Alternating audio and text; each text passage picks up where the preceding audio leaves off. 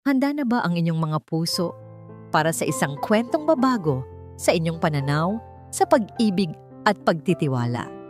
Halina't pakinggan natin ang isang salaysay na magpapatunay na hindi lahat ng kumikinang ay ginto.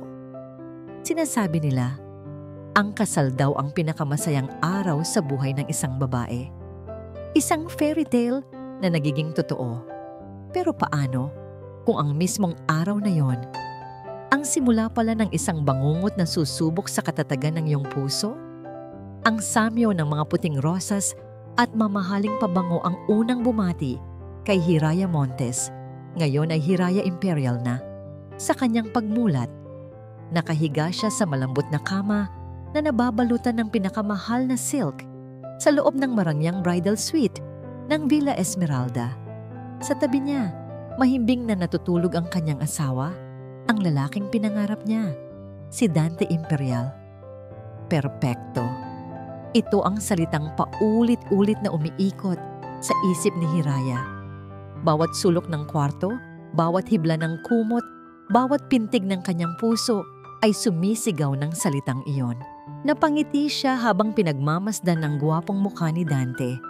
Ang matangos nitong ilong, ang makakapal na kilay, ang labing kanina lang ay nangako sa kanya ng habambuhay na pagmamahal sa harap ng dambana. Mahal na mahal kita, Dante. Bulong niya sa hangin, takot na baka magising ito. Dahan-dahan siyang bumangon. Ang suot niyang sutlang roba ay tila humahaplos sa kanyang balat. Lumapit siya sa bintana at hinawi ang makapal na kurtina. Bumungad sa kanya ang malawak na hardin ng villa na liligo sa liwanag ng buwan. Para siyang isang prinsesa sa sarili niyang palasyo. Lahat ng paghihirap, lahat ng kalungkutan, mula nang pumanaw ang kanyang ina, tila nabura ng gabing ito.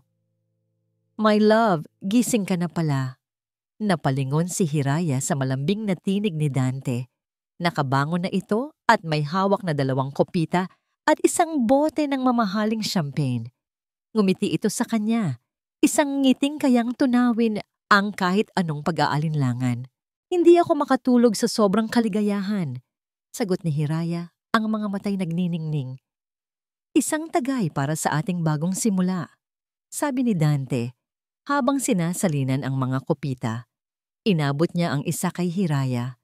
Para sa ating pagmamahalan, Hiraya ko, hanggang sa dulo ng walang hanggan. Nagtama ang kanilang mga mata. Itataas na sana ni Hiraya ang kopita nang may kumatok sa pinto. Bahagya itong bumukas at pumasok si Luningning, ang matandang kasambahay na nagsilbi pa sa kanyang ina. May dala itong isang tray na may lamang pitsel ng tubig at baso. Senyorito, senyora, paumanhin po sa abala. Inihahanda ko lang po ang inyong tubig, sabi ni Luning Tuwing, ang mga matay na kayuko. Salamat, Manang Ning, magiliw na sabi ni Hiraya. Sa isang iglap, tila nagkaroon ng sariling isip ang mga pangyayari. Bahagyang natabig ni Luningning ang maliit na mesa. Sa pag-aayos niya ng mga gamit, mabilis at halos hindi mapapansin na ipagpalit niya ang kopitang hawak ni Hiraya sa isang halos kaparehong kopita na nasa gilid. Nag-angat siya ng tingin kay Hiraya. Isang sulyap na puno ng kahulugan na hindi maintindihan ng dalaga sa mga sandaling iyon. Paumanhin po ulit, sabi ni Luningning bago mabilis na lumabas ng silid.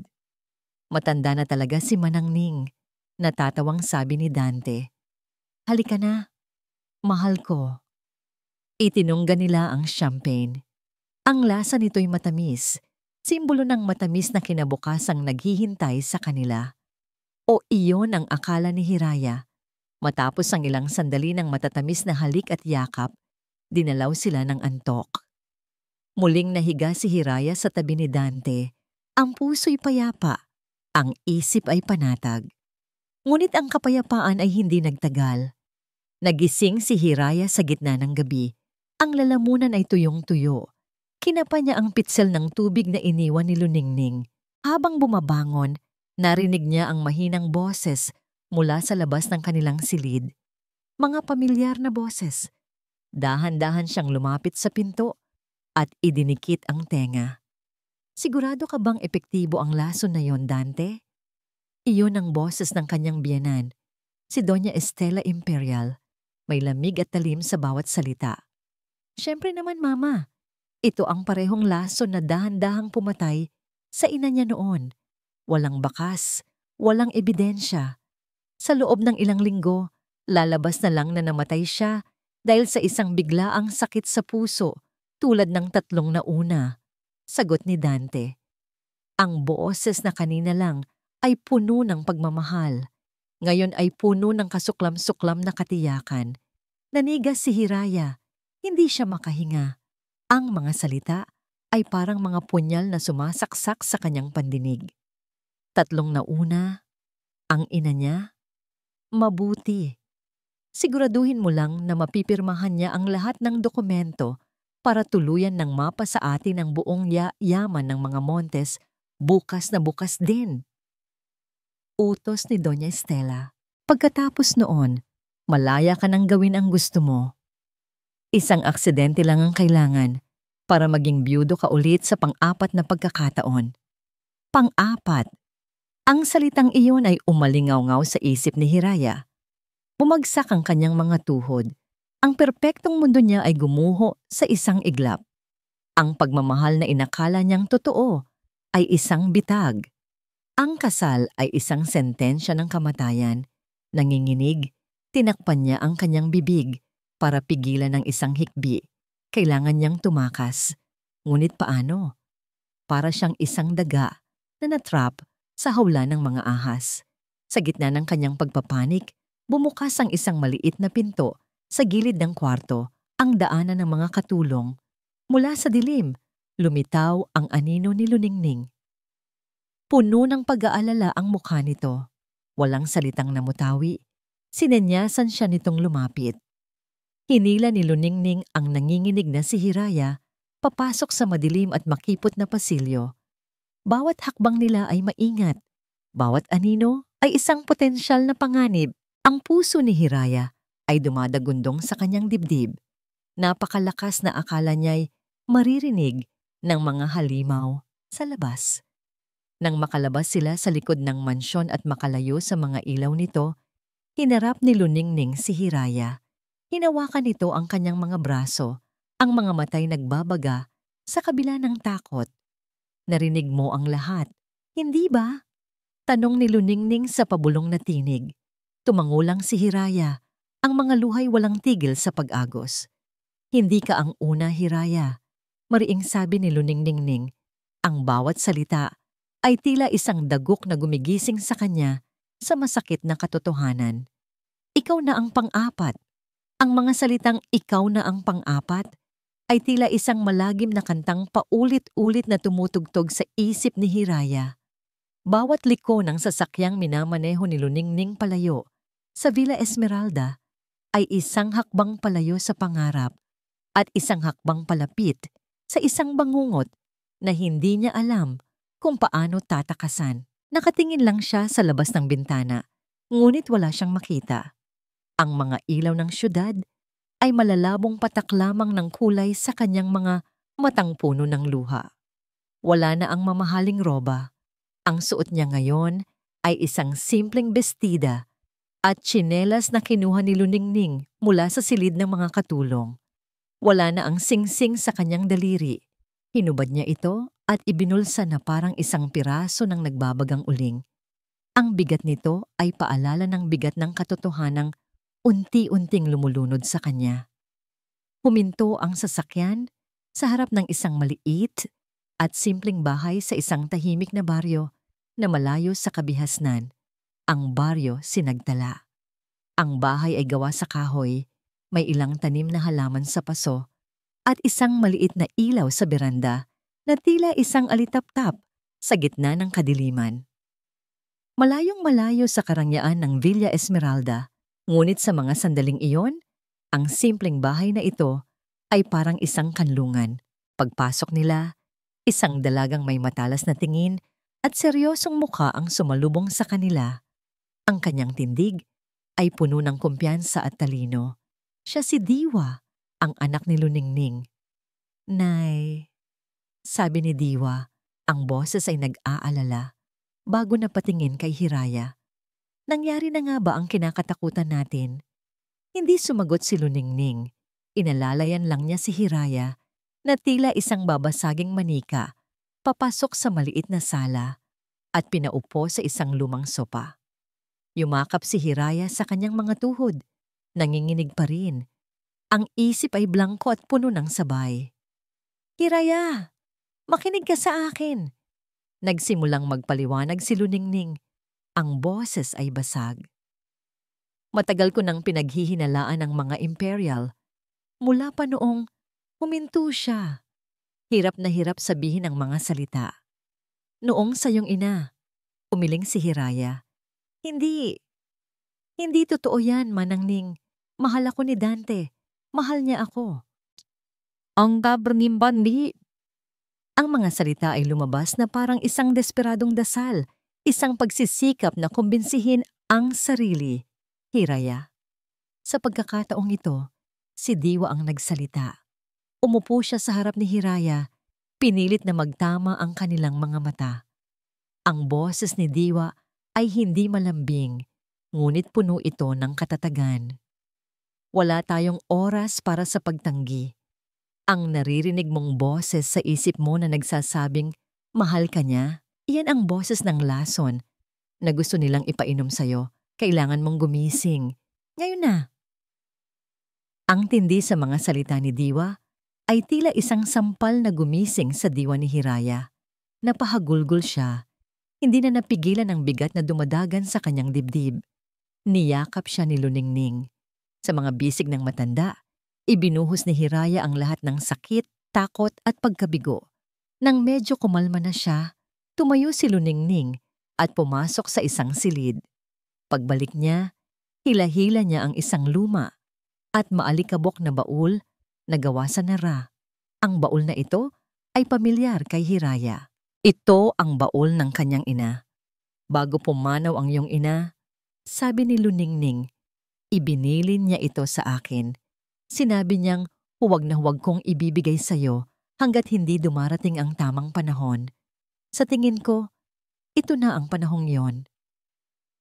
Nanginginig ang mga kamay na binuksan ni Hiraya ang baul. Ang amoy ng lumang papel at lavender ay bumalot sa hangin. Sa loob, nakasalansan ang mga lumang damit, mga litrato, at sa ilalim ng lahat, isang diary na nababalutan ng katad. Kinuha niya ang diary.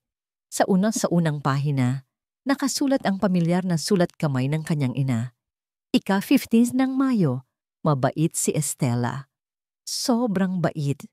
Bawat linggo, dinadalhan niya ako ng mga bulaklak at mga espesyal na gamot na herbal daw para sa aking panghihina. Ngunit may kakaiba sa kanyang mga mata. Sa tuwing ngingiti siya, hindi umaabot sa mga mata niya. May lamig doon. Isang bagay na hindi ko maintindihan. Sabi ng isip ko, nagpapasalamat dapat ako. Sabi ng puso ko, mag-ingat ako. Napatigil sa pagbasa si Hiraya. Ang mga gamot na yon, iyon pala ang lason. Ang kabaitan ni Doña Estela ay isang maskara. Ipinagpatuloy niya ang pagbuklat sa mga pahina at ang bawat salita ay nagpapatunay sa lahat ng kanyang narinig. Ang unti-unting pagkontrol ng mga imperial sa kanilang kumpanya, ang mga aksidente na nangyari sa mga kasosyo nila sa negosyo, ang mga pag-aalinlangan ng kanyang ina na hindi niya kailanman nasabi kanino man. Habang hinahaplos ni Hiraya ang huling pahina ng diary, may naramdaman siyang matigas sa ilalim ng panakip nito. Gamit ang kanyang kuko, maingat niyang sinira ang tahi. Sa loob, nakatago ang isang maliit na bagay, isang USB flash drive, isang kislap ng pag-asa, ang sumilay sa puso ni Hiraya. Ito na ang ebidensya. Mabilis na kinuha ni Diwa ang kanyang laptop. Isinaksak nila ang USB. Nag-aabang, pinipigil ang kanilang mga paghinga. Ngunit ang kanilang pag-asa ay agad na napalitan ng pagkadismaya. Isang folder lang ang laman nito. At nang sinubukan nilang buksan, humingi ito. ng isang password at nagpakita ng isang serye ng mga code na hindi nila maintindihan. Naka-encrypt, sabi ni Diwa. Ang nooy nakakunot sa pag-iisip. At hindi ito simpleng encryption. Ito ay gawa ng isang professional. Hindi natin ito mabubuksan ng basta-basta. Ang munting pag-asa ni Hiraya ay muling namatay. Paano na ngayon? Wala na. Wala na tayong magagawa. Tinitigan ni Diwa ang screen. Ang kanyang mga mata ay nag-aapoy sa determinasyon. Tumingin siya kay Hiraya pagkatapos ay sa kanyang ina. Huminga siya ng malalim, tila naghahanda para sa isang mapanganib na desisyon. Kailangan natin ng tulong, mariing sabi niya. May kilala akong isang tao. Kaya niyang buksan to. Pero, nag-atubili siya sandali. Ang mga salitay mabigat sa kanyang dila. Mapanganib siya. Bawat hakbang palapit sa kapihan pag-asa ay tila may karayom na tumutusok sa aking kaba. Hawak ko ang braso ni Hiraya, hindi lang para alalayan siya, kundi para na rin patatagin ang sarili ko. Si Hiraya ay parang isang basag na salamin. Isang maling galaw lang ay maaring tuluyan na siyang magkawatak-watak. At ang taong pupuntahan namin, si Silakbo, ay hindi kilala sa pagiging maingat. Ang kapihan pag-asa ay hindi ang karaniwang kapihan na pinupuntahan para sa matamis na chismis at masarap na cake. Nakatago ito sa isang makipot na eskinita sa pusod ng Quiapo. Amoy ng matapang na barakong kape, sigarilyo at mga lihim ang bumabalot sa hangin. Dito nagpupunta ang mga taong ayaw matagpuan. Dito nagtatago ang mga anino. Diwa, sigurado ka ba rito? Bulong ni Hiraya. Ang takot ay bakas sa kanyang boses. Wala na tayong ibang pagpipilian. Sagot ko, hinahanap ng aking mga mata ang isang pamilyar na anino sa pinakasulok ng kapihan at nandoon nga siya.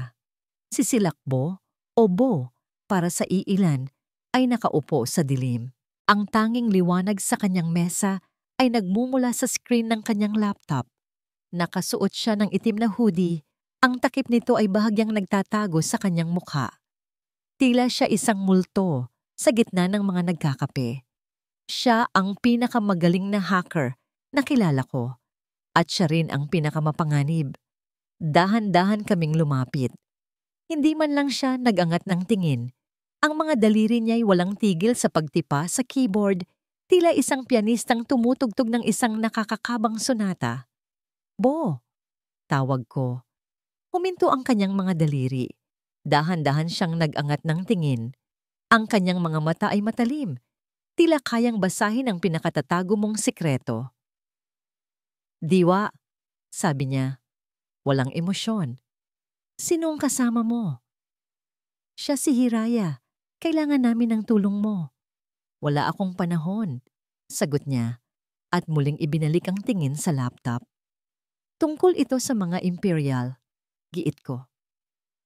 Sa pagkakataong yon, tuluyan siyang huminto. Isinara niya ang kanyang laptop nang may marahang kalabog. Tinitigan niya kami, mula ulo hanggang paa. Ang tingin niya kay Hiraya ay puno ng pagtatasa, malamig, at walang pakialam. Imperial, ulit niya, may bahid ng pangungutya sa kanyang boses. Mas lalong ayoko, masyadong malaking gulo. Humanap kayo ng ibang magpapakamatay para sa inyo. Pakiusap, nagsalita na si Hiraya. Ang boses ay nanginginig. May ebidensya kami. Isang USB, naka-encrypt. Tungkol ito sa pagkamatay ng nanay ko. At ng iba pa. Umiling si Silakbo at tumayo na.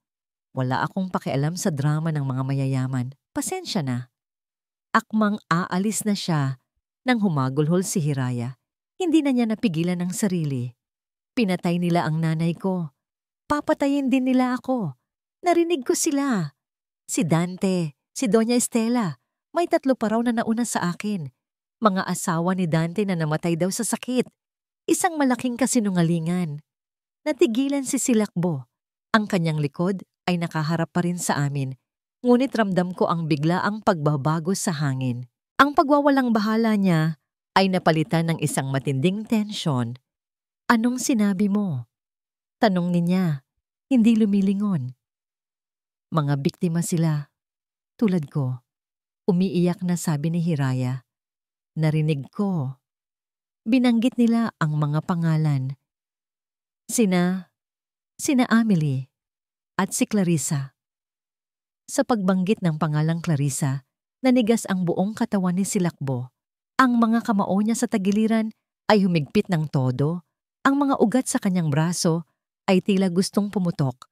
Dahan-dahan siyang humarap sa amin. Nawala na ang pagwawalang bahala sa kanyang mukha. Napalitan ito ng isang bagay na mas madilim, mas mapanganib. Ang kanyang mga mata, na kanina'y malamig lang, ngayon ay nag-aalab sa isang emosyong hindi ko agad makilala. Isang pinaghalong lumbay at matinding galit. Para siyang isang bulkan na biglang nagising. "Anong pangalan ng pangalawang asawa?" tanong niya. Ang boses ay kalmado, ngunit may bigat na parang yelo. Ang bawat salita ay mabagal at may diin. "Sabihin mo sa akin." Napaatras si Hiraya. Takot sa biglaang pagbabago ng aura ni Silakbo. Clarissa. Clarissa del Mundo. Iyon ang narinig ko. Isang pangalan lang, pero parang iyon ang susing nagbukas sa isang pinto na matagal nang nakasara. Isang pinto na may nakakulong na halimaw sa loob. Tumingin si Silakbo sa malayo. Ang mga matay tila tinatanaw ang isang masakit na alaala. Isang buntong hininga ang kumawala sa kanya. Hindi isang buntong hininga ng pagod, kundi ng isang sakit na matagal na niyang kinikimkim. Nang muli siyang tumingin kay Hiraya, nawala na ang lahat ng bakas ng pag-aalinlangan. Tinitigan niya si Hiraya ng diretso sa mata. Ang kanyang boses ay halos pabulong, ngunit umalingaw-ngaw ito sa buong kapihan na parang isang kulog. "Ate ko yon." Natigilan ako. Natigilan si Hiraya.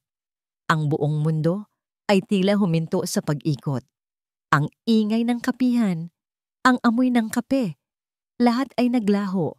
Ang tanging naroon ay ang tatlong salitang yon, nakabitin sa hangin, mabigat at puno ng pait, si Clarissa del Mundo. Ang pangalawang asawa, ang kapatid niya. Ngayon na naiintindihan ko na, ang mga sugat na tinatago ni Silakbo ay hindi lang basta sugat. Ito ay isang bukas na sugat na hindi kailanman naghihilom. Ang pagiging mapanganib niya ay hindi dahil sa kanyang kakayahan, kundi dahil sa galit na nag-aalab sa loob niya. Umupo siyang muli, hindi na bilang isang aroganteng hacker, kundi bilang isang kapatid na humihingi ng hustisya. Binuksan niyang muli ang kanyang laptop. Ang pagtipa niya sa keyboard ngayon ay hindi na basta trabaho. Mayroon ng layunin, mayroon ng bagsik. "Ibigay mo sa akin ang USB." Utos niya, hindi na isang tanong. Nanginginig na iniabot ni Hiraya ang maliit na flash drive. Kinuha ito ni Silakbo at isinaksak sa kanyang laptop. Agad na lumabas sa screen ang mga komplikadong linya ng code. "Hindi lang natin bubuksan ang mga files na yan," sabi ni Silakbo. Ang mga matay nakatutok sa screen. Ang mukhay sinisikatan ng asul na liwanag nito. "Gagamitin natin yan para sunugin ang buong imperyo nila hanggang sa maging abo." May pangako sa kanyang boses, isang madugong pangako. "Tutulungan ko kayo." Pagpapatuloy niya, sa wakas ay tumingin sa amin. Pero sa isang kondisyon, walang atrasan. Kapag sinimulan natin ito, tatapusin natin. Kahit ano pa ang mangyari, kahit sino pa ang masaktan. Tumingin ako kay Hiraya. Nakita ko sa kanyang mga mata ang takot, ngunit sa ilalim nito, may bagong apoy na nagsisimulang magliyab. Ang apoy ng determinasyon. Tumango siya. Tumango rin ako. Sa gabing iyon, sa isang madilim na sulok ng Kapihan Pag-asa, isang alyansa ang nabuo. Isang alyansang isinilang mula sa pagtataksil, pighati, at uhaw sa hustisya. Hindi kami nakahanap ng tulong, nakahanap kami ng isang armas. At sa mga sandaling iyon, hindi ako sigurado kung dapat ba akong matuwa o mas lalong matakot. Ang bahay ni Manangning sa Baryo Sinagtala ay naging aming war room, ang maliit na lamesang kainan na dati pinagsasaluhan ng mainit na pandesal at kape. Ngayon ay puno ng mga kable, isang laptop na walang tigil sa pag-andar, at 3 taong pinagbuklod ng iisang layunin, hustisya. Ilang araw na kaming ganito. Sa umaga, ang bintana'y aming tinatakpan, takot sa kung sinong maaaring sumilip. Sa gabi, ang tanging nagsisilbing ilaw namin ay ang liwanag mula sa laptop ni Silakbo. Ang tunog ng kanyang mabilis na pagtipa sa keyboard ang naging musika ng aming paghihintay. Pinagmamasdan ko siya. Hindi na siya ang masungit na estranghero sa kapihan. Sa bawat code na kanyang tinitipa, nakikita ko ang isang kapatid na naghahanap ng kasagutan. Ang screen ng laptop ay parang isang digital na battlefield at si Silakbo ang general na nagmamando sa isang hukbo ng mga numero at letra. "Malapit na," sabi niya isang hapon. Hindi inaalis ang tingin sa screen. "Ang encryption na ginamit ng nanay mo, para siyang isang kahon na may maraming kandado. Kailangan mong mahanap ang tamang mga susi sa tamang pagkakasunod-sunod. At nahanap mo na?" Tanong ko. Ang puso ko'y biglang bumilis. Isang ngisi ang suminilay sa kanyang labi. Isa pa. At sa isang iglap, tila may bumukas na pinto sa digital na mundo.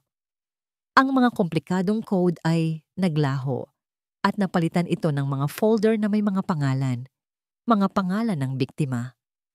Amelie, Reyes, Clarissa Del Mundo, Isabela Suarez, at ang folder ng aking ina, Elena Montes.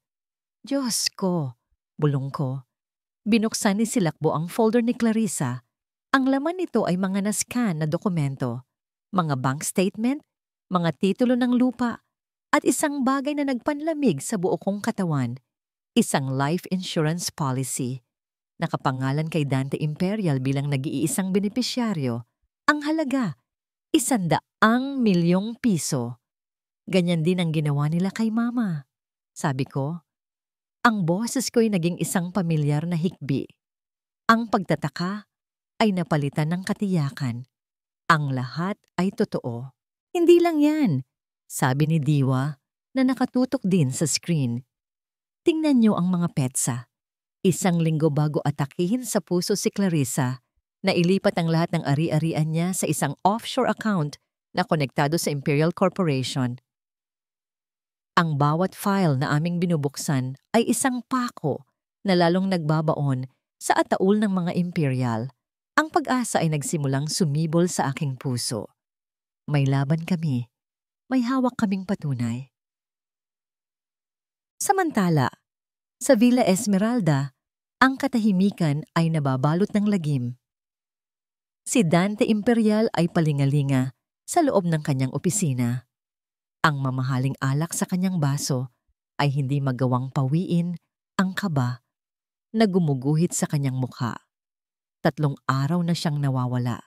Dante, 3 araw. Ang sigaw ni Doña Estela ay umalingaw-ngaw sa buong silid.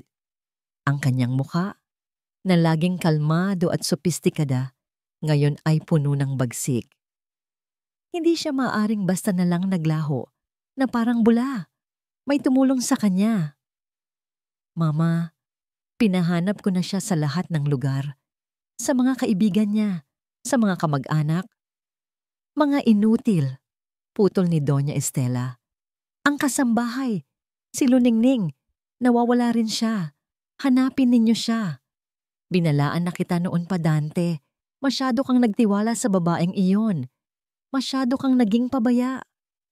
Ano ang gagawin natin, Mama? Tanong ni Dante. Ang boses ay nagmamakaawa. Humakbang si Doña Estela palapit sa bintana. Tinitingnan ng hardin kung saan dapat ay naglalakad ngayon si Hiraya bilang isang masayang bagong kasal. Nang magsalita siya, ang kanyang boses ay malamig. at walang awa. Gamitin mo ang lahat ng koneksyon natin, ang media, ang pulis. Ikalat mo ang litrato niya. Sabihin mong siya ay emotionally unstable, na mayroon siyang nervous breakdown pagkatapos ng kasal. Gawin mo siyang kontrabida sa sarili niyang kwento. Gawin mo siyang baliw sa mata ng lahat. Humarap siya kay Dante, ang mga matay nanlilisik. At kapag nahanap niyo na siya, dalhin mo siya sa akin. Ako na ang tatapos sa dapat mong ginawa noong unang gabi pa lang. Ang mumunting pag-asa na naramdaman ko ay unti-unting napalitan ng pangamba. Mula sa aming munting bintana, napapansin ni Diwa ang mga bagay na hindi namin nakikita. May itim na sasakyan, sabi niya isang gabi. Pangatlong beses nang dumaan yan dito sa loob ng isang oras. Kinabahan ako. Sinubukan kong sumilip, ngunit hinila ako ni Diwa palayo. Huwag kang magpapakita. Naging mas maingat kami. Ang paglabas para bumili ng pagkain ay naging isang mapanganib na misyon. Bawat estrangherong aming nakakasalubong ay tila isang espiya.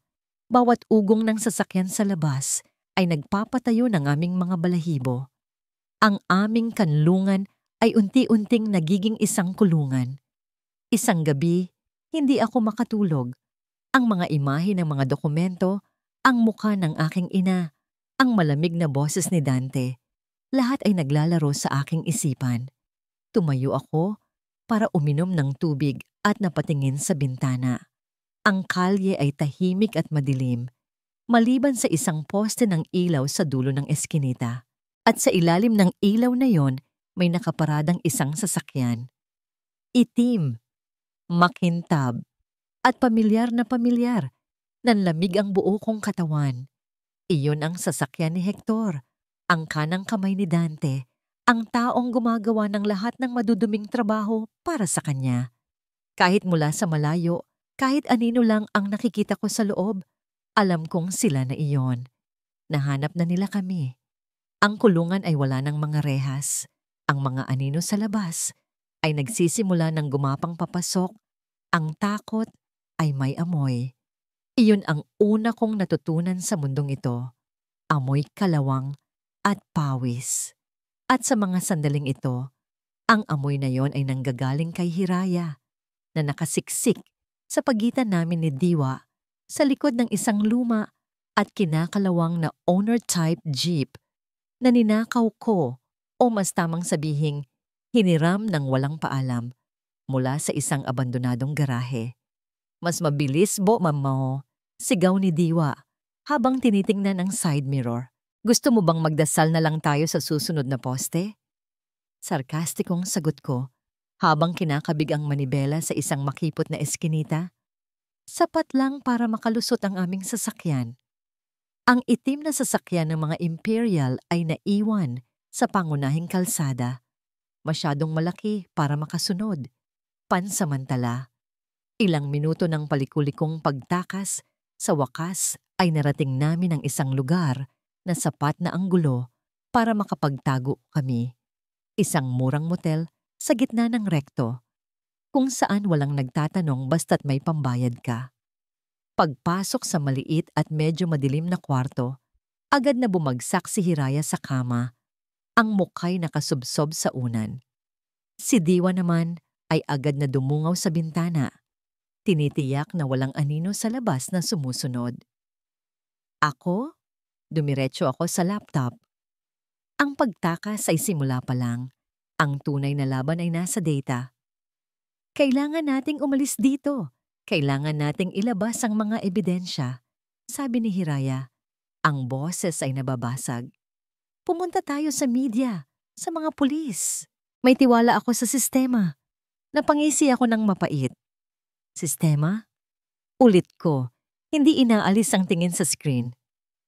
Ang sistemang sinasabi mo ay pagmamay-ari rin ng mga Imperial, Hiraya. Bawat reporter, bawat pulis, bawat hukom may presyo at kayang-kaya silang bilhin ni Doña Estela. Hindi lahat. Giit niya.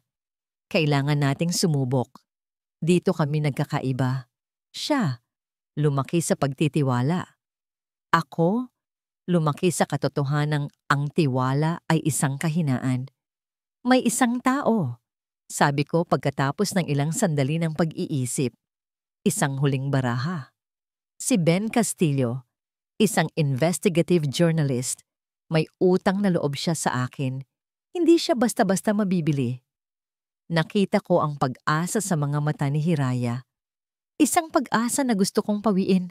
Pero sa mga sandaling ito, iyon lang ang meron kami. Kinuha ko ang burner phone ko at nagdial. Pagkatapos ng ilang palitan ng mga nakakode na salita, nagkasundo kami. Isang abandonadong bodega, malapit sa pier, mamayang gabi. Ligtas daw doon. Masyadong delikado, sabi ni Diwa na nakarinig sa usapan. Bakit doon? Dahil walang CCTV, walang mga mata. Sagot ni ko, magtiwala kayo sa akin. Ngunit kahit ako, may isang bahagi sa akin na sumisigaw na isa itong pagkakamali. Ang hangin sa pier ay maalat at mabigat. Ang tunog ng mga alon na humahampas sa mga haligi ay ang tanging ingay na maririnig. Nakatayo kami sa anino ng isang malaking container van, naghihintay kay Ben. Hawak ni Hiraya ang tanging kopya ng USB. Paulit-ulit kong sinabi na ako na ang magdadala. Pero nagpumilit siya. Sabi niya, responsibilidad daw niya iyon. Isang responsibilidad na hindi niya alam kung gaano kabigat. Ilang minuto pa at isang lalaki ang papalapit. Si Ben. Pero may mali. Ang kanyang paglakad ay alanganin. Ang kanyang mukha ay pawisan kahit malamig ang gabi. At hindi siya mapatingin ng diretso sa akin. Alam ko na. Bitag! Bulong ko. Hinila ko sina Hiraya at Diwa. Aatras na tayo. Ngayon na. Pero huli na ang lahat. Mula sa likod ng mga bodega, 2 itim na van ang humarurot at hinarangan ang lahat ng aming mga daan. Bumukas ang mga pinto nito at bumaba ang mga lalaking nakaitim, pinamumunuan ng isang pamilyar na mukha. Si Hector, ang aso ng mga imperial. Kasabay nito, biglang nagliwanag ang mga headlight ng mga van. Sinisilaw kami. Hanggang dito na lang kayo mga daga, sabi ni Hector. Isang mapanuyang ngiti ang gumuhit sa kanyang mukha. Ibigay niyo sa amin ang USB at baka sakaling hayaan namin kayong mabuhay ng kaunti pa. Hinawakan ko ang isang maliit na device sa aking bulsa. Isang improvised EMP. Ang huli kong alas. Huwag! Sigaw ni Hiraya. Lalaban tayo. Pero paano? 10 sila. 3 lang kami. At wala kaming armas. Habang nagkakagulo, habang sumisigaw si Hector, pinindot ko ang baton. Isang matinis na tunog ang umalingaw-ngaw. At sa isang iglap, namatay ang lahat ng ilaw. Ang mga makina ng van, ang kanilang mga headlight, ang mga ilaw sa buong pier, lahat ay namatay. Nagdulot ito ng perpektong kaguluhan. Takbo! Ngayon na! Sigaw ko. Tinutulak sina Hiraya at Diwa patungo sa isang siwang sa pagitan ng 2 container. Sa gitna ng dilim at pagkalito, tumakbo kami para sa aming mga buhay. Rinig ko ang mga sigaw at mura ng mga tauhan ni Hector. Malapit na kami sa kabilang kalsada. Malapit na kaming makatakas. Ngunit sa kanyang pagmamadali, natapilok si Hiraya. Bumagsak siya sa sementadong sahig. Hiraya! Sigaw ni Diwa. Tinulungan namin siyang tumayo. Ngunit sa kanyang pagbagsak, may isang maliit na bagay na tumalsik mula sa kanyang kamay. Isang bagay na kumislap sa ilalim ng liwanag ng buwan bago ito gumulong sa gitna ng daan. Ang USB, akmang babalikan ko ito ng isang anino, ang mas mabilis na kumilos. Tumayo si Hector sa pagitan namin at ng USB. Ang kanyang baril ay nakatutok sa amin. Wala kaming pagpipilian. Hinila ko sila palayo. Palayo sa aming tanging pag-asa. habang naririnig ko ang mahinang tunog ng pagpulot ni Hector sa aming pinakamahalagang ebidensya. Nakatakas kami, buhay kami. Pero sa gabing iyon, natalo kami sa unang pagkakataon. At ang pakiramdam ng pagkatalo ay mas masakit pa sa kahit anong sugat na natamo ko. Ang katahimikan sa loob ng aming bagong pinagtataguan, isang maliit at nangangamoy alikabok na apartment, ay mas nakakabingi pa kaysa sa pinakamalakas na sigaw. Bawat isa sa amin ay nakakulong sa sarili naming mga isipan, mga bilanggo ng aming sariling kabiguan. Nakaupo ako sa gilid ng kama, yakap-yakap ang aking mga tuhod. Ang pakiramdam ng USB na dumula sa aking mga daliri, ang kislap nito sa ilalim ng buwan bago ito mawala. Ang mga imaheng iyon ay paulit-ulit na naglalaro sa aking isipan na parang isang sirang plaka. Kasalanan ko kung naging mas maingat lang sana ako. Patawad, bulong ko sa hangin. Patawad, silakbo, diwa, kasalanan ko ang lahat. Si Diwa, na nakatayo sa tabi ng bintana at patuloy na nagmamasid, ay lumingon at umiling. Walang may kasalanan, Hiraya. Ngunit si Silakbo, na kanina pa tahimik na nakaupo sa isang sulok, ay tumayo. Ang galit sa kanyang muka ay halatang halata. Hindi galit sa akin, kundi galit sa sitwasyon, sa sarili, sa mundo. Sinuntok niya ang pader ng buong lakas at ang tunog ay umaling-awngaw sa aming maliit na espasyo. Wala nang maitutulong ang pagsisisi, sabi niya. Ang boses ay garalgal. Nasa kanila na ang ebidensya. Alam na nilang may kopya tayo. Ibig sabihin, mas magiging agresibo na sila sa paghahanap sa atin. Paano na ngayon? Tanong ni Diwa. Ang tapang sa kanyang boses ay nababahiran na ng desperasyon. Wala na tayong alas. Isang sandali ng katahimikan. Ang bigat ng aming pagkatalo ay tila isang malaking batong nakadagan sa aming mga dibdib. Inisip ko ang aking ina. Inisip ko si Clarissa. Bigo ko sila. Ngunit biglang nagsalita si Silakbo. Ang mga matay nag-aapoy sa isang kakaibang liwanag. Sinong nagsabing wala na tayong alas? Nagkatinginan kami ni Diwa. Meron akong backup, pagpapatuloy niya. Pero hindi ito magiging madali. Nasaan? Mabilis kong tanong. Isang munting kislap ng pag-asa ang biglang sumibol. Tumingin siya sa akin ng diretso. Nasa lugar kung saan hinding-hindi nila aakalaing hahanapin natin. Nasa puso mismo ng kanilang imperyo. Nasa main server ng Imperial Corporation. Nanlaki ang mga mata ni Diwa. Nababaliw ka na ba? Iyon ay isang suicide mission. Sasalakayin mo ang kuta ng kalaban. Matagal na akong may hinala sa pagkamatay ni ate. Paliwanag ni Silakbo. Ang bawat salita ay may diin. Bago pa man mangyari ang lahat ng ito, sinubukan ko ng pasukin ang sistema nila. Nagtanim ako ng isang maliit na backdoor, isang lihim na daanan. Hindi ko ito nagamit noon dahil masyadong mapanganib. Pero ngayon, ngumisi siya ng mapait. Wala na tayong pagpipilian. Inilabas niya ang kanyang laptop. Ang apartment ay muling naging isang war room. Ngunit sa pagkakataong ito, ang labanan ay mas delikado. Ang bawat pagtipa niya sa keyboard ay parang isang hakbang sa isang field na puno ng mga landmine. Pinapanood namin siya. Ang aming mga hininga ay tila nakabitin sa bawat galaw ng kanyang mga daliri. Siya ay isang multo sa loob ng makina. Gumagalaw sa mga digital na pasilyo ng kumpanya ng Imperial. Iniiwasan ang mga security protocol na parang mga nagpapatrolyang gwardiya.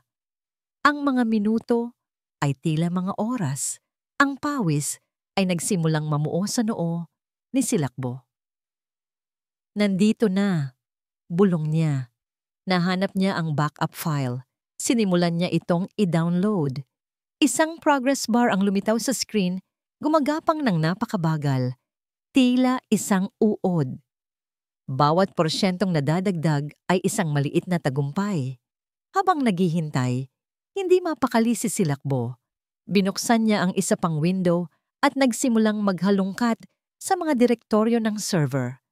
Tingnan natin kung ano pang mga basura ang tinatago nila dito, sabi niya. Hanggang sa bigla siyang natigilan. May nakita siyang isang file sa isang folder na may label na Miscellaneous Archives. Ang pangalan ng file ay simple at mukhang hindi mahalaga. Medical Consult MWAB, EM. Bulong ni Silakbo, Elena Motes, o Estela Imperial. Dahil sa kuryosidad, kinansela niya pansamantala ang pag-download at binuksan ng audio file. Sa una, boses lang ng isang lalaki ang aming narinig. Isang boses na kalmado at profesional. Ang dosis ay sapat na para magdulot ng unti-unting paghihina ng puso. Walang sino man ang maghihinala. Doña Estela. Bigla akong napahawak sa aking bibig. Ang pangalang iyon. At pagkatapos, isang boses na napakapamilyar. Isang boses na minsan kong itinuring na boses ng isang pangalawang ina, ang tumugon. Ang boses ay malambing at puno ng pag-aalala, na siyang nagpabaliktad sa aking sikmura. Magaling, Doc, sabi ng boses ni Doña Estela. Gusto kong magmukha itong natural.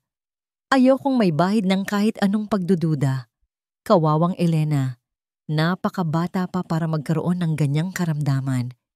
Titiyakin kong hindi siya mag-iisa sa kanyang mga huling sandali. Hindi. Ang mundo ko ay nagsimulang umikot. Ang mga pader ng apartment ay tila lumalapit at lumalayo. Ang hangin ay naging napakakapal. Hindi ako makahinga. Hiraya. Narinig ko ang boses ni Diwa. Ngunit ito'y tila nanggagaling sa malayo. Sa audio file, nagpatuloy ang usapan tungkol sa kung paano itatago ang mga sintomas, kung paano palalabasin na ito'y isang namamanang sakit, kung paano nila pinatay ang aking ina. Hindi ko na kinaya. Bumagsak ako sa sahig. Ang aking mga tuhod ay hindi na kayang suportahan ang bigat ng katotohanan ito. Ang paghikbi ay pumunit sa aking lalamunan. Ito ay isang sakit na mas matindi pa kaysa sa naramdaman ko noong gabing tumakas ako. Dahil ito ang ebidensya. Ang malamig, malupit, at hindi maikakailang patunay na ang babaeng yumakap sa akin sa araw ng aking kasal ay siya ring pumatay sa aking ina. Sa gitna ng aking paghagulgol, ang audio file ay patuloy na tumutugtog. At ang huling mga salita mula sa bibig ni Doña Estela na sinabi sa isang napakatamis at kaswal na paraan ay ang mga salitang tuluyang sumunog sa anumang natitirang hibla ng aking pagkatao. Siguraduhin mong magmumukha itong natural, Doc, gaya ng mga nauna. Ang tunog ng paghagulgol ni Hiraya ay mas masakit pa kaysa sa kahit anong sigaw. Ito ay tunog ng isang pusong tuluyang nawasak. Habang yakap-yakap ko siya, nararamdaman ko ang panginginig ng kanyang buong katawan. Walang salita ang makakapagbigay ginhawa sa ganitong uri ng sakit. Ngunit sa gitna ng kanyang pagdadalamhati, ang isip ko ay tumatakbo na. Ang audio file na yon, ang boses ni Doña Estela na walang awang nagpaplano sa pagkamatay ng ina ni Hiraya. Iyon na ang sandata namin. Hindi na ito tungkol sa pera o mga dokumento. Ito ay isang pag-amin, isang tinig mula sa dilim na kailangang marinig ng lahat. Bo, sabi ko. Ang boses ko'y mahinahon, ngunit may diin. Si Silakbo ay nakatulala pa rin sa screen. Ang kanyang mukha ay isang maskara ng galit na hindi maipinta. I-save mo yan. I-encrypt mo ulit. Gumawa ka ng maraming kopya. Itago mo sa lahat ng sulok ng internet na kaya mong pasukin. Tumingin siya sa akin at sa unang pagkakataon, nakita ko ang respeto sa kanyang mga mata. Tumango siya at muling nag-umpisang magtipa. Ang kanyang mga daliri ay puno na ng panibagong bagsik. Hinarap kong muli si Hiraya na unti-unti nang kumakalma. Ang kanyang mga hikbi ay napalitan na ng tahimik na pag-iyak. Hiraya, Makinig ka, sabi ko, hinawakan ang kanyang mga balikat. Alam kong masakit, sobrang sakit. Pero kailangan nating gamitin ang sakit na yan.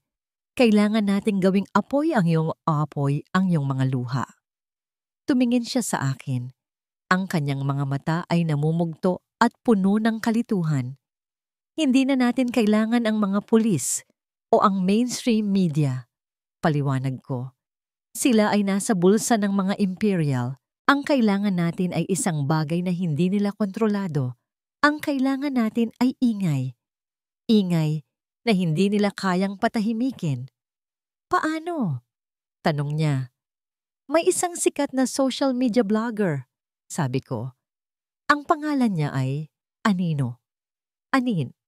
Walang nakakakilala sa kanya.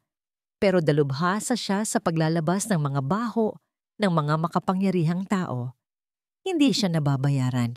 Ang tanging gusto niya ay ang katotohanan. Paano tayo makakasiguro? Nag-aalinlangang tanong ni Silakbo. Hindi tayo makakasiguro, sagot ko. Pero ito na ang pinakamagandang barahan natin. Ipadala natin sa kanya ang audio file, anonymously. Hayaan natin siyang mag-imbestiga. Kapag napatunayan niyang totoo ito, ikakalat niya ito na parang apoy sa social media. At kapag nangyari yun, kahit gaano pa kalakas ang mga imperial, hindi na nila mapipigilan ang galit ng publiko. Ilang oras ang ginugol ni Silakbo para makipag-ugnayan kay Anino. Gumamit siya ng maraming layers ng security, VPNs, proxy servers, temporary email addresses, para masigurong hindi kami matutunton. Sa wakas, naipadala na ang file. Ang tanging laman ng email ay ang audio recording at isang maikling mensahe.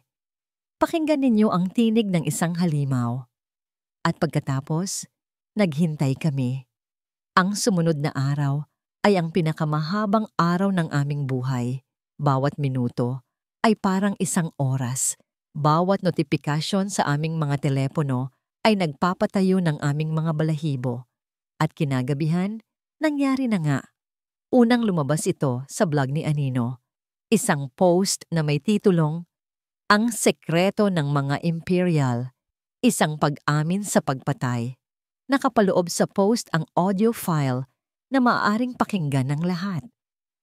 Sa loob ng isang oras, sumabog ito. Libo-libo ang nag-share. Naging top trending topic ito sa Twitter. Ang mga hashtags na Justice for Lena Montes at Kuo Imperial Criminal ay nagkalat. Ang mga komento ay puno ng galit at pagkasuklam. Ang tinig ni Doña Estela ay narinig na ng buong bansa. Sa unang pagkakataon sa loob ng maraming araw, nakaramdam kami ng tagumpay. Niyakap namin ang isa't isa. Umiyak si Hiraya. Ngunit sa pagkakataong ito, iyon ay luha ng ginhawa. Ngunit ang tagumpay ay naging panandalian lamang. Masyado naming minaliit ang kapangyarihan ng isang imperyo. Kinabukasan, isang press conference ang biglaang ipinatawag ng mga imperial. Humagulgol si Doña Estela sa harap ng mga kamera. Ang kanyang itsura ay kahabag-habag. Isang ina na inaakusahan ng isang krimeng hindi niya ginawa. Ito ay isang paninira, umiiyak niyang sabi. Ang audio na yan ay peke, gawa ng AI, isang desperadong pag-atake mula sa isang babaeng hindi matanggap na iniwan na siya ng aking anak. Naglabas sila ng mga eksperto na nagsasabing ang audio ay highly manipulated. Naglabas si Dante ng isang pahayag, sinasabing si Hiraya ay may mental health issues. Ginamit nila ang kanilang pera at impluensya para baliktarin ang kwento. At ang pinakamasaklap, nagsimula itong gumana. Ang ilang mga news outlet ay nagsimulang mag-alinlangan sa kredibilidad ni Anino. Ang publiko ay nahati. Ang apoy na sinindihan namin ay unti-unti nilang pinapatay gamit ang kanilang makinarya ng kasinungalingan. At pagkatapos ay dumating ang tawag. Si Nanay Luningning. Siya ay nasa isang hiwalay na safe house, isang lugar na akala namin ligtas. Nanginginig ang kamay na sinagot ko ang telepono. Diwa, anak, Ang boses ni nanay sa kabilang linya ay puno ng takot. Rinig ko ang kalabog at mga sigaw sa background. Nahanap na nila ako. Papunta na sila rito. Bago pa ako makasagot, narinig ko ang malakas na pagbagsak ng pinto sa kabilang linya. Isang hiyaw mula kay nanay. At pagkatapos, katahimikan. Naputo lang linya.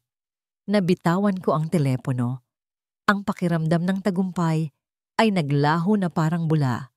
Napalitan ito ng isang malamig at nakakaparalisang takot. Tinitigan ko si Hiraya at si Silakbo. Nakita nila ang lahat sa aking mukha. Ang aming atake ay nabigo. At ngayon, hawak na ng halimaw ang aking ina. Ang katahimikan pagkatapos ng tawag na yon ay mas masahol pa sa kamatayan. Bawat isa sa amin ay tila naging isang estatwa. Nagyelo sa kinatatayuan. Pinananatiling buo lamang ng takot. Ang teleponong nahulog ni Diwa sa sahig ay tila isang granadang hindi pa sumasabog. Si Diwa ang unang gumalaw. Dinampot niya ang telepono, ang kanyang mga daliri nanginginig, at sinubukang tawagan muli ang kanyang ina. Paulit-ulit. Ngunit ang tanging sumasagot ay isang malamig na boses na nagsasabing ang numerong tinatawagan ay hindi maabot. Hindi. Bulong niya. Ang kanyang mukha ay namumutla. Nay? Si Silakbo, na laging may solusyon sa lahat, ay walang magawa. Sinuntok niya muli ang pader sa parehong lugar. Ngunit sa pagkakataong ito, ang tunog ay hindi na puno ng galit, kundi ng purong kawalan ng kapangyarihan. Wala akong trackers sa kanya. Wala akong paraan para malaman kung nasaan siya. Damn it! At ako? Nakaupo lang ako, pinapanood silang dalawa. Isang pakiramdam ng matinding pagkakasala ang gumapang sa aking kaluluwa. Mas malamig pa kaysa sa takot. Si Manang Ning, ang babaeng nagligtas sa akin. Ang nag-iisang ina ni Diwa. Ngayon ay nasa panganib dahil sa akin. Dahil sa digmaang sinimulan ko. Lahat ng aming ginawa, lahat ng aming isinakripisyo ay nauwi sa wala. Ang ebidensya, ang pag-asang makamit ang hustisya, lahat ay nawala. At ngayon, isang inosenteng buhay ang kapalit. Habang ang aking isip ay nilalamon ng kadiliman, isang pamilyar na tunog ang pumunit sa katahimikan. Ang aking telepono. Ang burner phone na bigay ni Silakbo. Isang hindi rehistradong numero ang tumatawag. Nagkatinginan kaming tatlo. Alam na namin kung sino ito. Nanginginig ang kamay na sinagot ko ang tawag at inilagay sa loudspeaker. Hiraya, darling. Ang boses ni Doña Estela. Malambing. Kalmado. Parang isang ahas na humuhuni bago tumuklaw. Bumaliktad ang aking sikmura. Nasaan si Manang Ning? Tanong ko. Sinisikap na maging matatag. Oh, ang matandang katulong, huwag kang mag-alala. Ligtas siya. Sa ngayon, isang nakakakilabot na tawa ang sumunod. Nakikinig ka ba ng mabuti, Hiraya? Dahil minsan ko lang itong sasabihin. Huminto siya. Tila ninanamnam ang bawat sandali. Sumuko ka. Pumunta ka sa media bukas, sabihin mo sa lahat na nagsinungaling ka. Sabihin mo sa lahat na ikaw ay isang desperadang babae na gumawa ng kwento dahil sa selos. Iiyak ka. Magmakaawa ka. Wasakin mo ang sarili mong kredibilidad. Gawin mo yan. At baka lang, palayain ko ang matanda. Huwag, Hiraya. Huwag kang maniwala sa kanya. Sigaw ni Diwa. Ang kanyang mukha ay puno ng luha at galit. Tumahimik ka, anak ng katulong. Sigaw ni Doña Estela mula sa kabilang linya. Ang kinabukasan ng nanay mo ay nasa mga kamay ng kaibigan mo. Kaya, Hiraya, anong pasya mo? Ang iyong walang kwentang laban para sa hustisya o ang buhay ng babaeng nagligtas sa'yo? Ang tanong ay parang isang patalim na itinarak sa aking puso. Tumingin ako kay Diwa na umiiling-iling nagmamakaawa. Tumingin ako kay Silakbo na ang muka ay isang blangkong pader ng pagkapuot. Paano ako makakapili? Inisip ko ang mukha ni Manangling, ang kanyang kabaitan, ang kanyang sakripisyo, at inisip ko ang aking ina, humihingi ng hustisya mula sa kanyang libingan. Anumang piliin ko, may isang taong magdurusa. Anumang piliin ko, matatalo ako. Bigyan mo ako ng oras para mag-isip. Sabi ko, ang boses ko'y halos hindi na marinig. Mayroon kang hanggang bukas ng umaga. Isang maling galaw, Hiraya, at ipapadala ko sa iyo ang dila ng matanda bilang souvenir, sabi ni Doña Estela bago pinutol ang tawag. Katahimikan muli. Ngunit sa pagkakataong ito, mabigat, mas madilim. Hindi mo gagawin yon, Hiraya, sabi ni Diwa. Ang boses ay desperado. Bitag iyan. Kahit sumuko ka, papatayin pa rin nila si nanay. Papatayin ka rin nila. Alam ko. Sa kaibuturan ng aking puso, alam kong tama siya. Ang pagsuko ay hindi garantiya ng kaligtasan. Ito ay isang pag-amin ng pagkatalo. Ngunit ang imahe ni Manangling, hindi ko yon kayang tiisin. Tumayo ako at lumapit sa bintana. Tumingin ako sa labas, sa mga ilaw ng syudad na walang pakialam sa aming munting trahedya. Tumingin ako sa aking refleksyon sa salamin. Isang babaeng pagod, talunan, at bahasag. Nawala na ang lahat. All is lost. Pinunasan ko ang aking mga luha. Ang pag-iyak ay hindi na makakatulong. Sa pagkatalong ito, sa kawalan ng pag-asang ito, isang bagay ang naging malinaw. Hindi na ako maaaring maging biktima. Humarap ako sa kanila. Ang aking mukha ay kalmado na. Ang aking desisyon ay buo na. Kinuha ko ang telepono at muling tinawagan ang numero ni Doña Estela. Sige, sabi ko nang sagutin niya ito. Ang boses ko'y matatag at walang bakas ng pag-aalinlangan. Susuko ako. Narinig ko ang mahinang pagtawa ng tagumpay ni Doña Estela sa kabilang linya. Narinig ko ang pagsinghap ni Diwa sa aking likuran. Pero pagpapatuloy ko, ang bawat salita ay maingat na pinili. May isang kondisyon. Isang kondisyon? Narinig ko ang pagtawa ni Doña Estela sa kabilang linya. Isang tawang puno ng pang-aalipusta. Nagbibiro ka ba, Hiraya? Ikaw, na isang dagang kinukulong, ay may lakas ng loob na magbigay ng kondisyon? Humugot ako ng malalim na hininga, pinapakalma ang nanginginig kong puso. Ang takot ay nandito pa rin, ngunit ngayon, may kasama na itong isang bagay na mas malakas, determinasyon. Hindi ako magsasalita sa kahit sinong reporter, sabi ko. Ang boses ko'y matatag. Masyadong magulo, masyadong maraming tanong. Kung gusto ninyong sumuko ako, gagawin ko ito sa inyong teritoryo, sa inyong entablado. Natahimik si Doña Estela. Nakuha ko ang kanyang atensyon.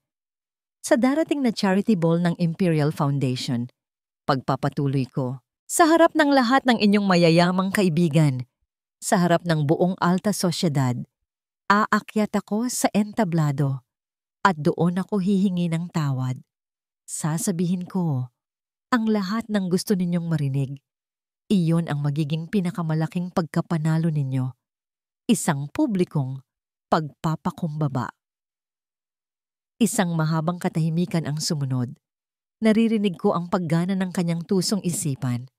Ang alok ko ay masyadong maganda para tanggihan.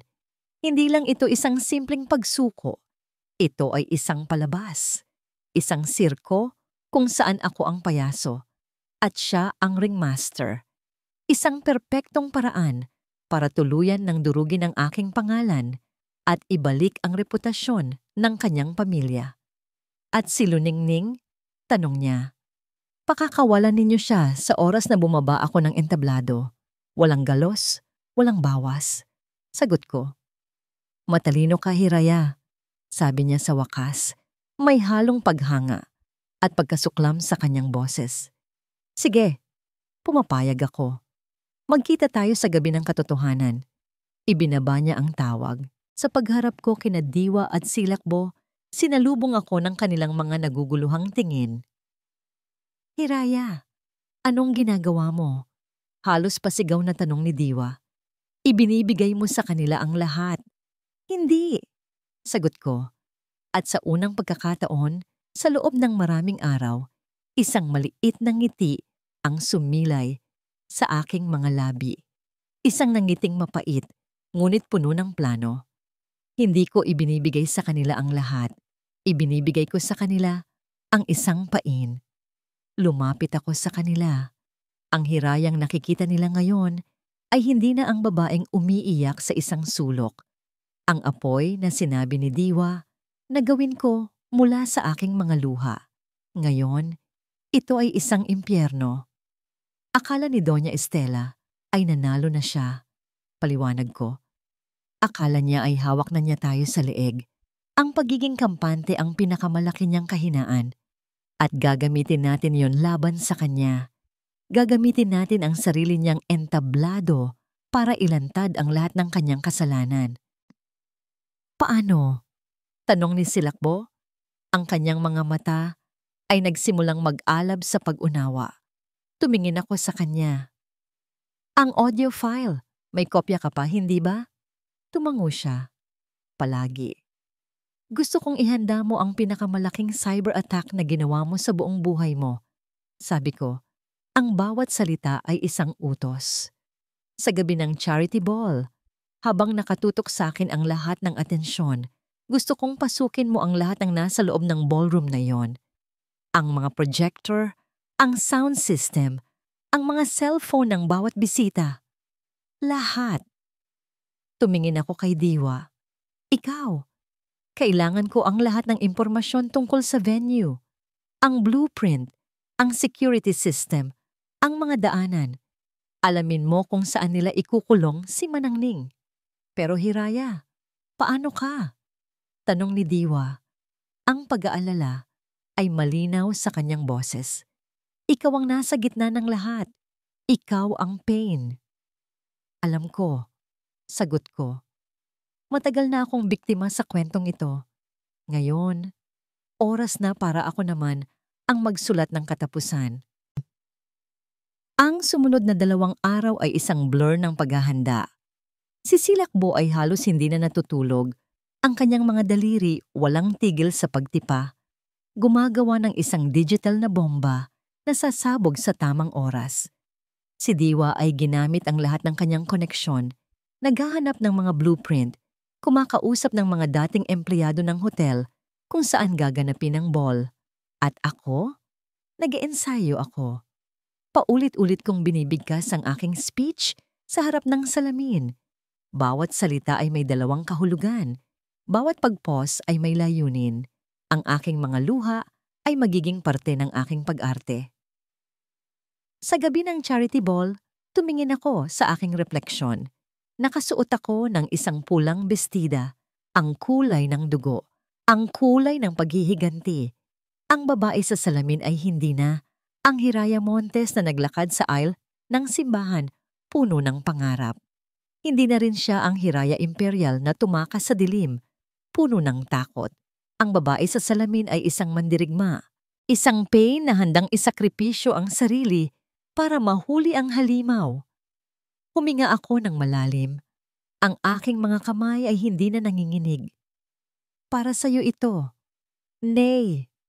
Bulong ko sa aking refleksyon. Para sa inyong lahat. Ang pagpasok sa ballroom ng Grand Hotel ay parang pagpasok sa isang magarang hawla ng mga leon. Ang hangin ay puno ng amoy ng mamahaling pabango at pagkukunwari. Ang mga kumikinang na chandelier, ang malambing na tugtog ng isang string quartet, at ang mga taong nakasuot ng kanilang pinakamagagandang damit. Lahat ay isang magandang maskara para sa kasamaang nagkukubli sa ilalim nito. Sa paghakbang ko pa lang sa entrada, lahat ng mga mata ay napunta sa akin. Ang mga bulungan ay nagsimula, parang isang kuyog ng mga bubuyog. Nakita ko ang mga tinging mapanghusga, ang mga ngising mapanlait. Para sa kanila, ako ang baliw na asawa, ang kontrabida. Mabuti, Iyon mismo ang gusto kong isipin nila. Mula sa gitna ng karamihan, lumitaw ang dalawang anino na siyang sentro ng aking bangungot. Si Dante at si Doña Estela. Si Dante, sa kanyang mamahaling suit, ay mukhang perpekto gaya ng dati. Ngunit may pag-aalala sa kanyang mga mata. Si Doña Estela naman, nakasuot ng itim na gown na kumikinang sa mga diamante, ay lumapit sa akin. Ang kanyang ngiti ay matamis, ngunit ang kanyang mga matay malamig na parang yelo. "Hiraya, iha," sabi niya. Ang boses ay sapat lang para marinig ko. Hinawakan niya ang aking braso. Ang kanyang pagkakahawak ay mahigpit, isang babala. "Napakaganda mong tingnan. Nakakatuwang makita na handa ka ng ituwid ang iyong mga pagkakamali." "Narito lang ako para gawin ang tama, Doña Estela." Sagot ko. Tinitingnan siya ng diretso sa mata. "Mabuti," sabi niya. "Dahil tandaan mo, isang maling galaw lang at hindi mo na makikita pang muli ang iyong matandang yaya." Binitawan niya ako at naglakad patungo sa kanyang mesa, ang reyna sa kanyang kastilyo. Ilang minuto pa ang lumipas. Bawat segundo ay parang isang karayom na tumutusok sa aking kaba. Hinanap ng aking mga mata ang mga malalaking projector screen sa magkabilang gilid ng entablado.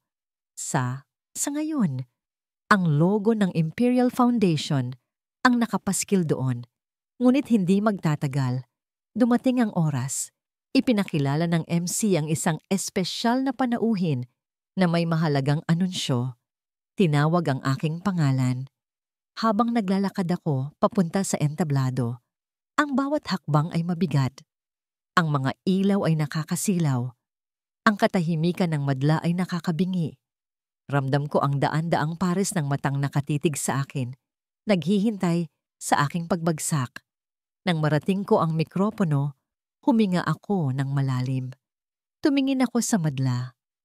Nakita ko si Dante, nakita ko si Doña Estela, may isang nanggiti ng tagumpay sa kanyang mga labi. "Magandang gabi sa inyong lahat." Nagsimula ako. Ang boses ko'y bahagyang nanginginig. Bahagi ito ng plano.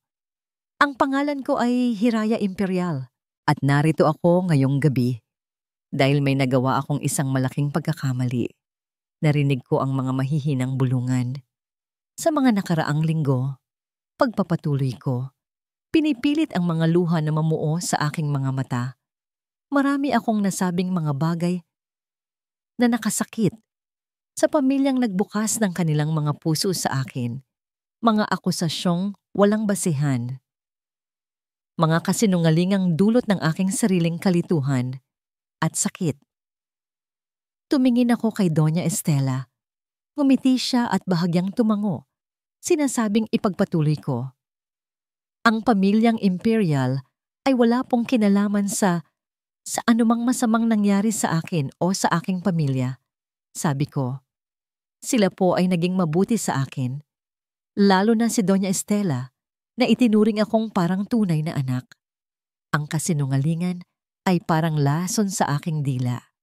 Ngunit kailangan kong lunukin ito para sa huling bahagi." Huminga ako ng malalim. "Ito na, kaya't narito ako sa inyong harapan." Sabi ko. Ang aking boses ay biglang lumakas at naging matatag. Puno ng lahat ng galit at sakit na matagal kong kinimkim para sabihin ang buong katotohanan. Iyon ang hudyat. Sa isang iglap, namatay ang mga ilaw sa entablado. Isang kolektibong hininga ng pagkabigla ang narinig mula sa madla. At pagkatapos, ang dalawang malaking projector screen sa magkabilang gilid na kanina'y nagpapakita ng logo ng Imperial Foundation ay biglang umilaw. Ngunit hindi na logo ang naroon. Ang naroon ay isang audio waveform at isang boses ang umalingaw-ngaw sa buong ballroom. Pinalakas ng sound system na ngayon ay kontrolado na ni Silakbo. Ang dosis ay sapat na para magdulot ng unti-unting paghina ng puso. Walang sino man ang maghihinala, Doña Estela. Narinig ko ang pagsinghap ng lahat. Ang mukha ni Doña Estela ay biglang namutla. Ang kanyang nanangiti ng tagumpay ay naglaho, napalitan ng purong pagkasind at sumagot ang kanyang sariling boses. Ang boses na narinig ng buong alta sosyedad sa hindi mabilang na mga party at pagtitipon. Ngunit ngayon, ang boses na yon ay ang tinig ng isang demonyo. Magaling, Doc. Gusto kong magmukha itong natural. Ayokong may bahid ng kahit anong pagdududa. Kasabay ng audio, lumitaw sa screen ang mga larawan. Ang larawan ng aking ina, si Elena Montes, na masaya at malusog. Pagkatapos ay ang mga larawan ng iba pang mga biktima, si Amelie Reyes, si Clarissa Del Mundo, si Isabela Suarez. Ang kanilang mga ngiti ay tila isang sumpa sa pamilyang pumatay sa kanila. Ang buong ballroom ay napuno ng nakakabinging katahimikan. Ang katahimikan bago ang isang malakas na bagyo. Nakatayo ako sa entablado, sa gitna ng dilim, at sa unang pagkakataon, hindi ako ang biktima. Ako ang tagapaghatid ng hustisya. Ang huling mga salita ni Doña Estela sa recording ay umalingaw-ngaw ang hatol sa kanyang sariling kasamaan. Siguraduhin mong magmumukha itong natural, Doc, gaya ng mga nauna. Pagkatapos noon, katahimikan.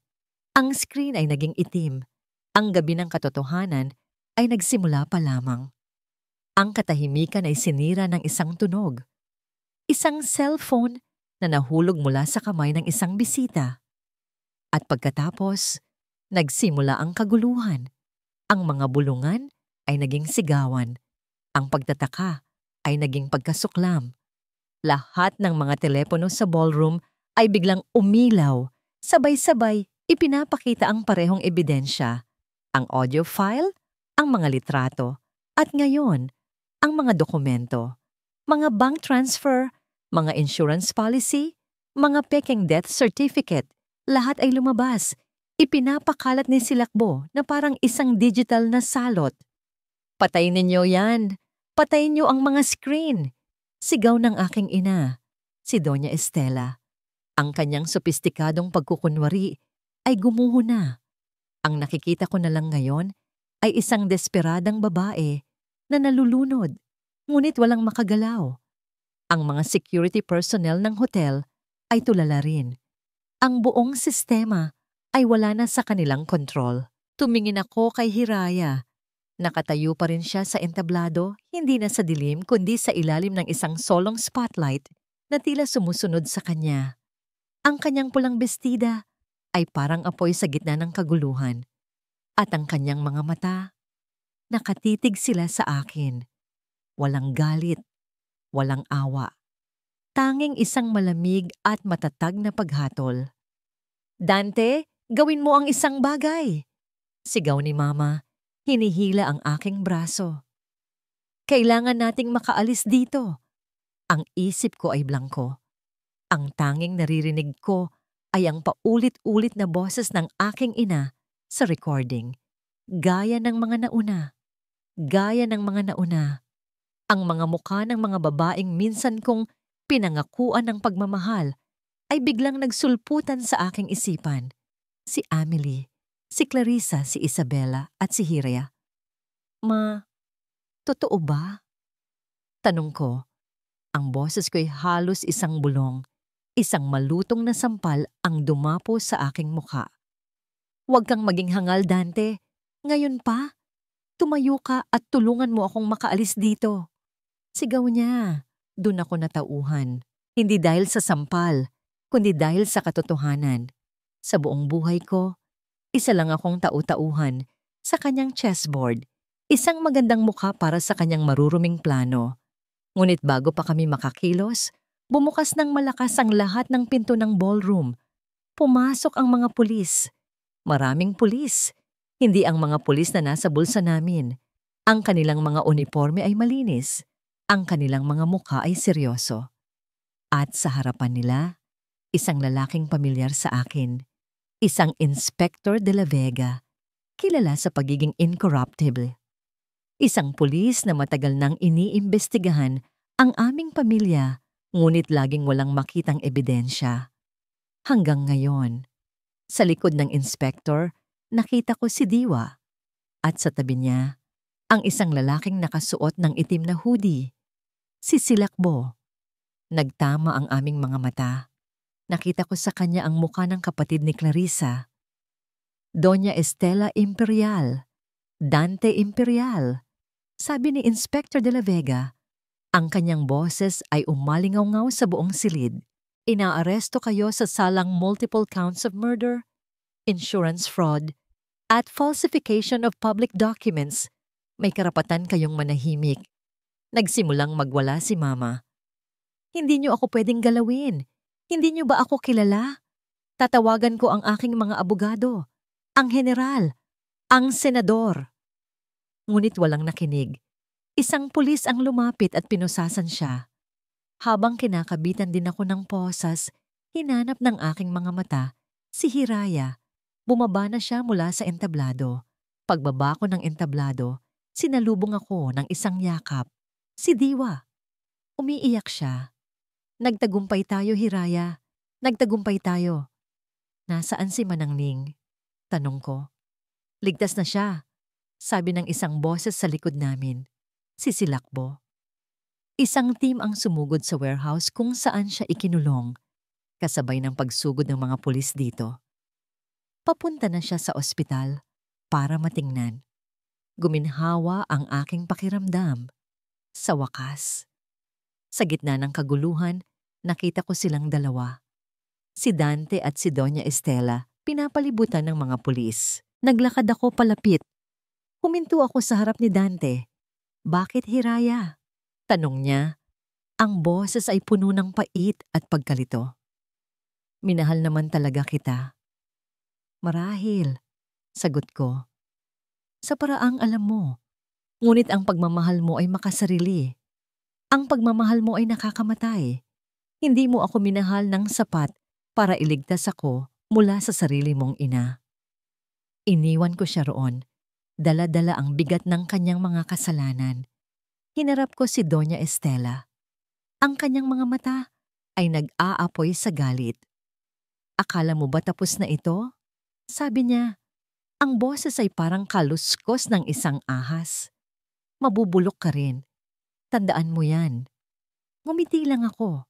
Isang nangiting payapa. Tapos na, Doña Estela. Ang imperyo ninyo ay bumagsak na. Habang dinadala na sila palabas, napansin ko ang isang bagay. Ang lahat ng mga bisita, ang mga kaibigan nila, ay nakatingin lang. Walang tumulong, walang dumamay. Sa huli, nag-iisa lang sila sa kanilang trono ng kasinungalingan. Naglakad kami papalabas ng ballroom. Ako, si Diwa, at si Silakbo. Palayo sa mga kamera, palayo sa gulo.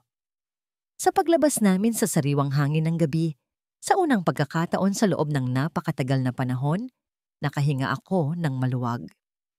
Hindi pa tapos ang laban.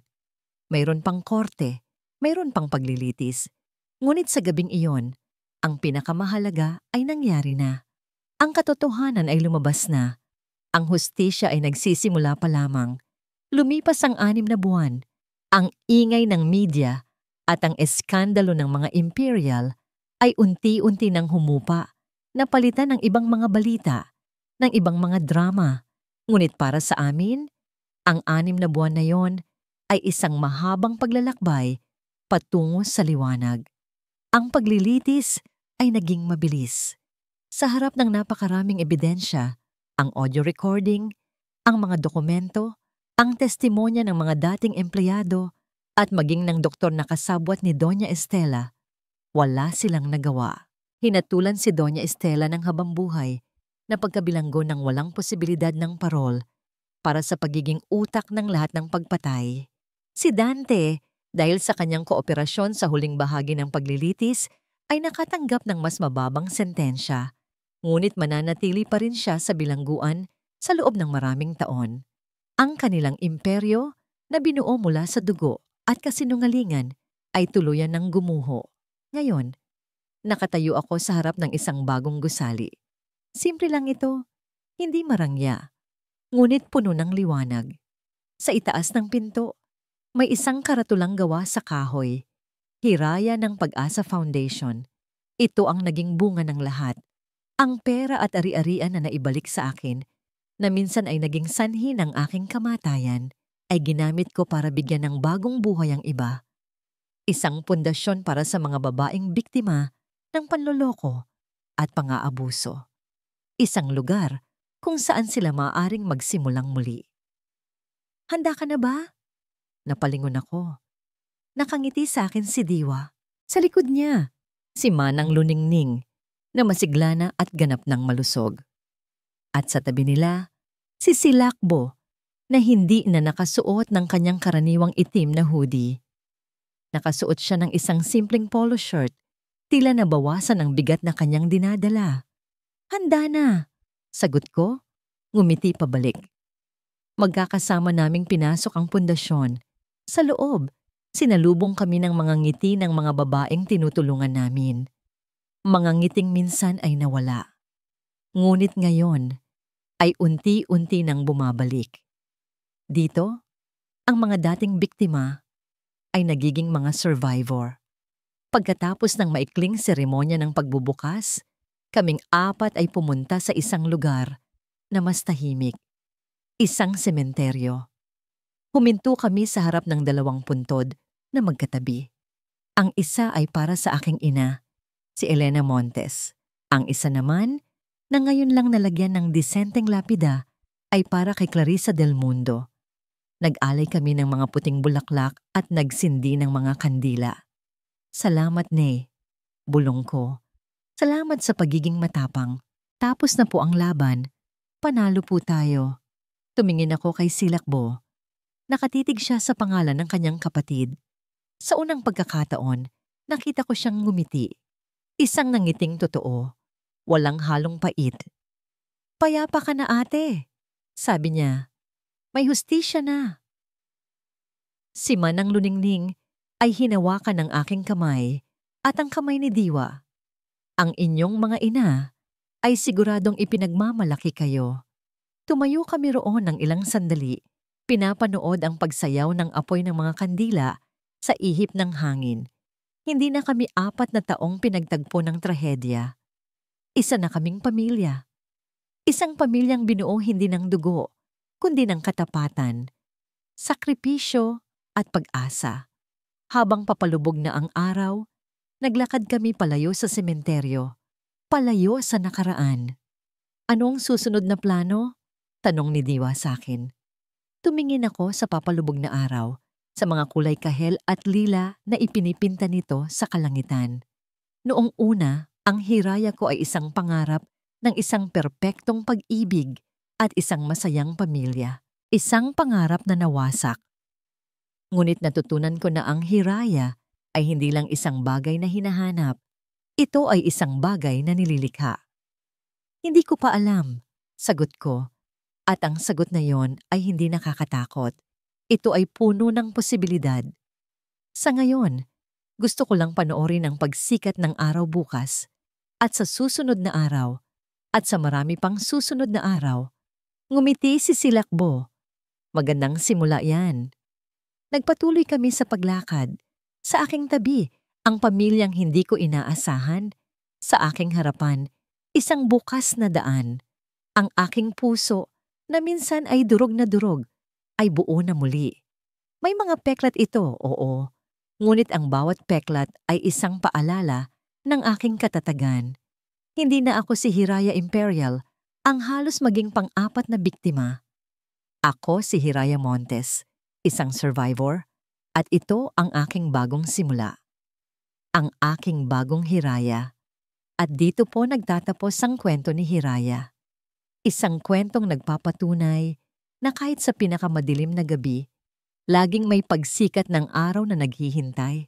Ang tunay na lakas ay hindi nasusukat sa kung paano tayo umiiwas sa pagbagsak, kundi sa kung paano tayo bumabangon sa bawat pagkakataon.